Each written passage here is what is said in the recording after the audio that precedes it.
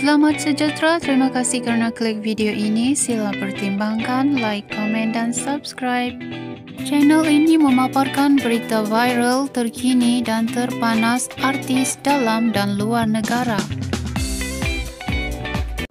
Pelakon Kamal Adli menapis sekeras-kerasnya dakwaan isterinya, Ukasa Senros, yang mendakwa berlaku keganasan rumah tangga serta memukul wanita itu sehingga mendatangkan kecederaan.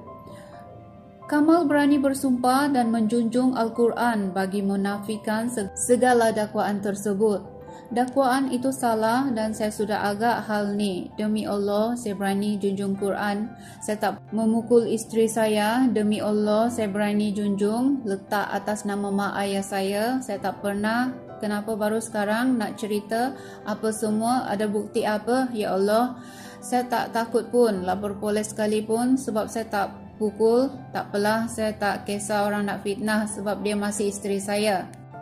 Kamal berkata demikian sejurus prosiding laporan Jawatankuasa Perdamai JKP di Mahkamah Rendah Syariah Wilayah Persekutuan pada Khamis. Tambah Kamal, dia mengakui sudah lama cuba bertahan dan memilih untuk berdiam diri selagi Ukasa masih berstatus isterinya. Kamal juga menegaskan dia memandang serius dakwaan tersebut kerana melibatkan maruah dirinya sebagai seorang suami dan bapa. Lebih mengguris perasaan, kata-kata itu keluar daripada mulut insan yang paling dekat dengannya. Banyak saya simpan dan pendam. Pergi jumpa orang ini, cerita ini bukan buruk saya kat sini.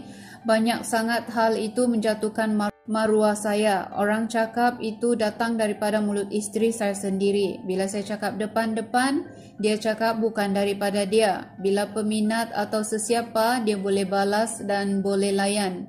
Burukkan saya dekat situ. Saya tak pernah cakap apa-apa.